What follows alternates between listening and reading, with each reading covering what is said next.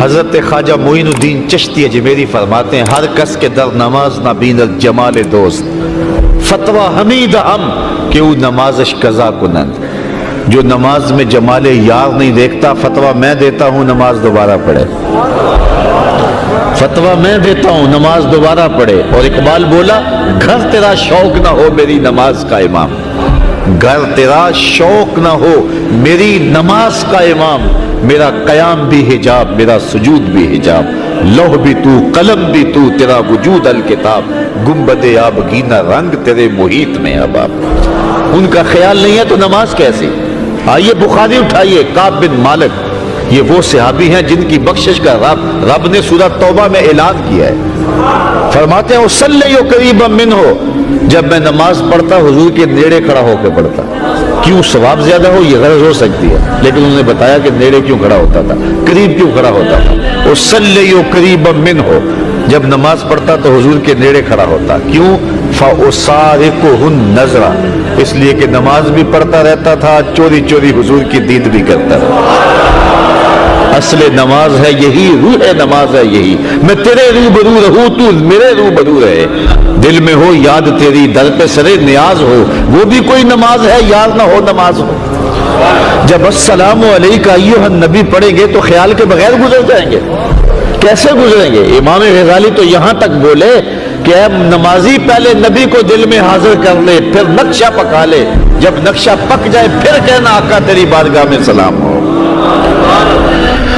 تو حسین ابن علی کبھی حضور کے کندھوں پہ سوار ہیں کبھی حضور کی پشت پہ سوار ہیں. کبھی حضور علیہ الصلوۃ والسلام حسین ابن علی کے دونوں پاؤں اپنے پاؤں پہ رکھتے ہیں اور ان کے ہاتھ پکڑ لیتے ہیں اور فرماتے ہیں بیٹے چڑھتے آؤ. پھر حسین ابن علی رضی اللہ تعالیٰ عنہ کے پاؤں حضور کی پٹیوں پہ فرمایا اور آگے آؤ. پھر ان کے پاؤں حضور علیہ الصلوۃ والسلام کے زانوؤں پہ آ جاتے ہیں.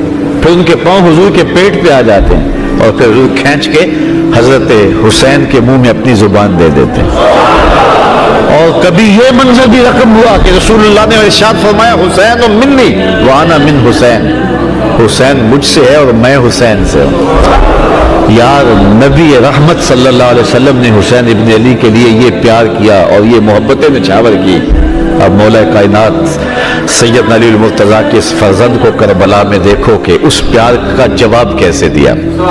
جب نبی کے دین کا پرچم گرنے لگا تو جس شخص نے سب پوری قوت کے ساتھ کھڑے ہو کر کے نبی کے دین کی گرتی ہوئی قدروں کو پامال ہونے سے بچایا.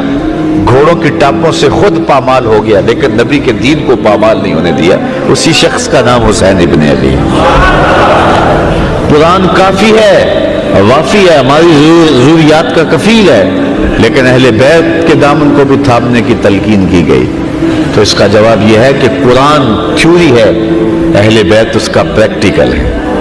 تھیوری دیکھنی ہے تو قرآن کو دیکھ لو اور پریکٹیکل دیکھنا ہے تو کربلا کے تپتے ہوئے ریگزار میں حسین ابن علی کو دیکھ لو. تھوڑے دکھ نہیں آئے تھے جتنے دکھ امام پاک کو کربلا میں پہنچے کو ہمالیہ پہ بھی آتے تو اس کا پتا بھی پانی ہو جاتا. اس عمر کا شخص میدان میں 10 مرتبہ چکر لگا لے تو ہانپنے لگے اور جو ہے وہ اس کی سانس سے سانس نہ جڑے. لیکن تاریخ نے بتایا اس بڑھاپے کے باوجود برستے تیروں میں حضرت امام حسین 71 لاشیں لینے گئے. ایک بار نہیں 2 بار نہیں 71 بار جاتے ہیں اور کبھی بھائی کی لاش اٹھا کے لاتے ہیں کبھی بیٹے کی لاش اٹھا کے لاتے ہیں. یہاں تبھی موت سے کوئی کسی کا جوان بیٹا مر جائے نا تو پورا محلہ تسلی دینے والا ہوتا ہے لیکن باپ کو پھر بھی سنبھالنے سے جو ہے وہ تسکین نہیں آ رہی ہوتی. جنازہ اٹھتا ہے 10 آدمی اس کو سہارا دے کے قبرستان میں لے جا رہے ہوتے ہیں. صاحب یہ کون ہے؟ کہا اسی کے تو جوان کی لاش جا رہی ہے. تبھی موت سے بیٹا مر جائے آپ اولاد رکھتے ہیں ذرا تصور دیکھیں معاشرے میں دیکھتے ہیں تبھی موت سے بیٹا مر جائے اور باپ سنبھلتا نہیں 10 لوگ سنبھالا دے رہے ہوتے ہیں. میں پھر خراج نہ پیش کروں حسین ابن علی کو کہ جو جوان بیٹے کی لاش کندھوں پہ اٹھا کے خیموں تک لاتے ہیں اور پھر بھی ہاتھ اٹھا کہتے ہیں مالک حسین کی یہ قربانی بھی قبول فرما. 6 ماہ کے بیٹے کو فرات کے کنارے لیے کھڑے ہیں اور کہا میرے سے تمہارا اختلاف ہے، اس سے تو نہیں ہے، اس کو تو پانی دے دو، لیکن جواب میں تیر ملتا ہے اور حضرت اصغر کا گلا کٹ جاتا ہے، خون کے فوارے بہنے لگتے ہیں اور 6 ماہ کا بیٹا ہاتھوں میں تڑپ کے ٹھنڈا ہو جاتا ہے۔ حضرت امام حسین پھر بھی کہہ رہے ہیں مالک حسین کی یہ قربانی بھی قبول کرو۔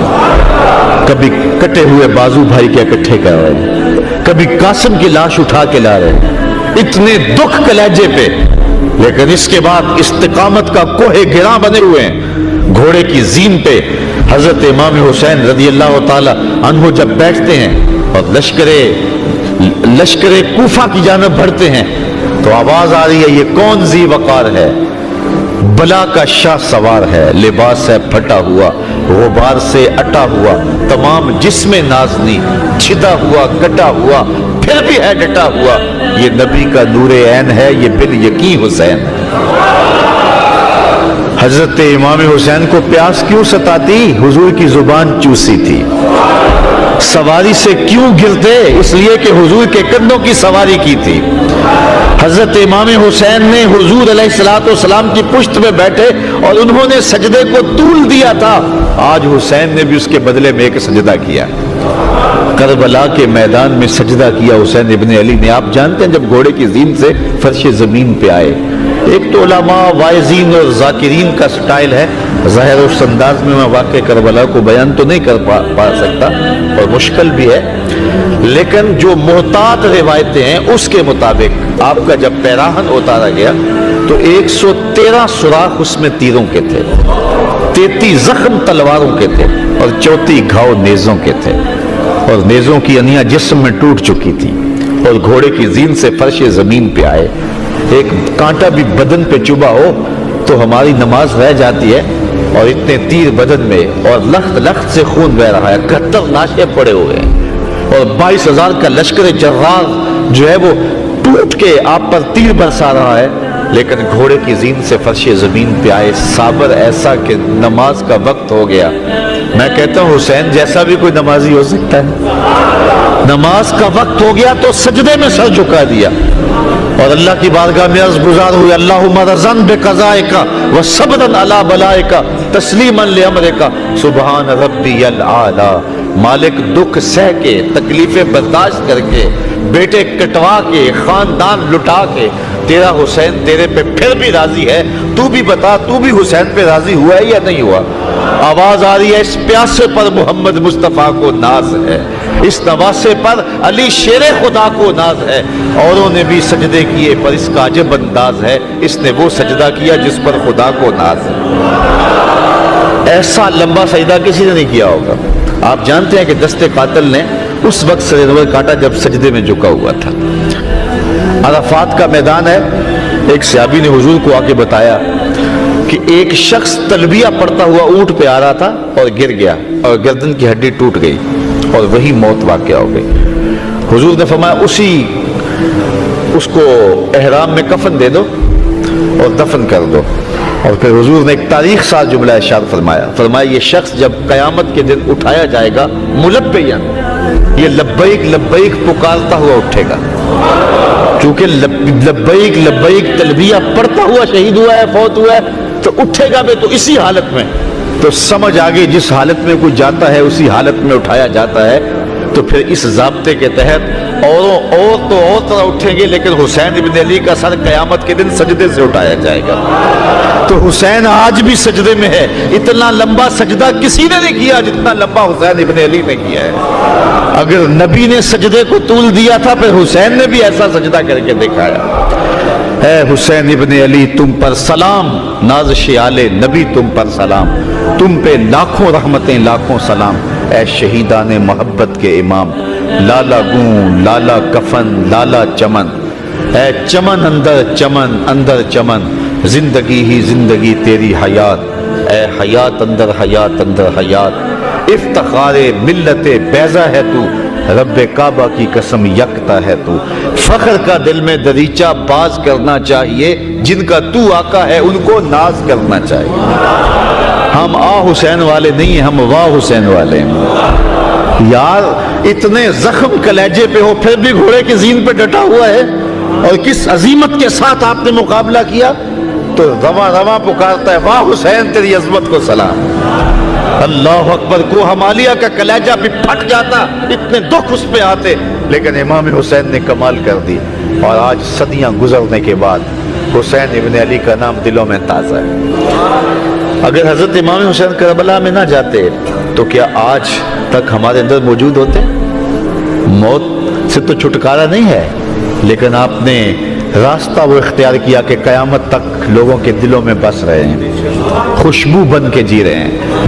آج حضرت امام حسین رضی اللہ تعالیٰ عنہ کی محبتوں کا عالم یہ ہے. یزید تو مٹ گیا, اس کا نام بھی مٹ گیا.